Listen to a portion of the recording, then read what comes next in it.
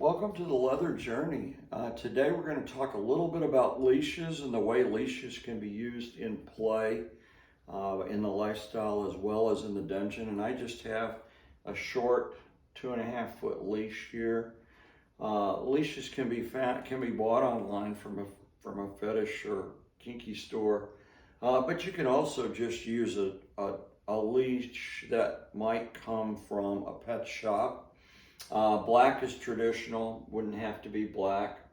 A nice large clip that's easily put around a D-ring or attached to a collar.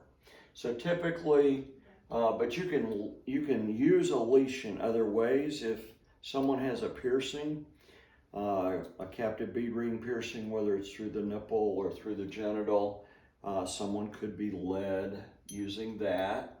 But we're going to use in the illustration today just a collar, okay?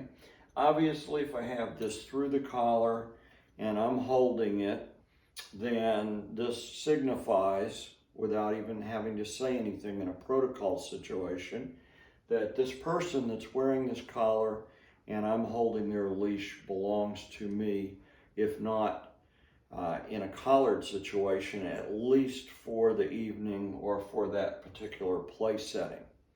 If I unhook this leash and I'm just holding the leash and someone's standing next to me, you can't assume that that person wearing that collar belongs to me or is affiliated with me. You would have to inquire. If the leash is attached and I hand it to the bottom, and the bottom takes it, the bottom should hold it until I return to take the leash from them.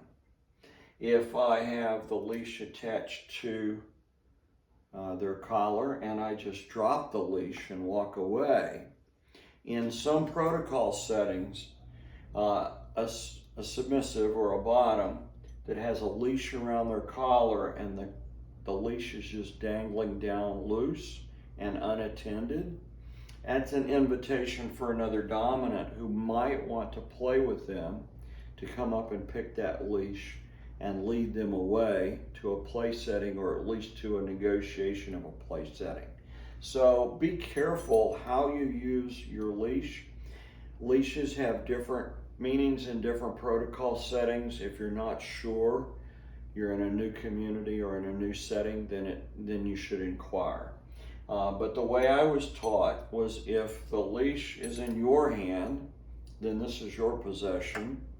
If the leash is being held by the bottom, then that indicates that they're owned by someone else and they're waiting for their master or mistress to return.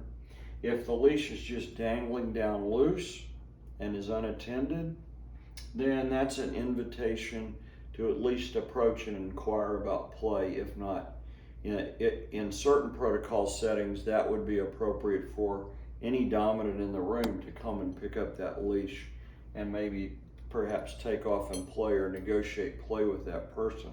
So that's my take on leashes. As always, thanks for watching The Leather Journey.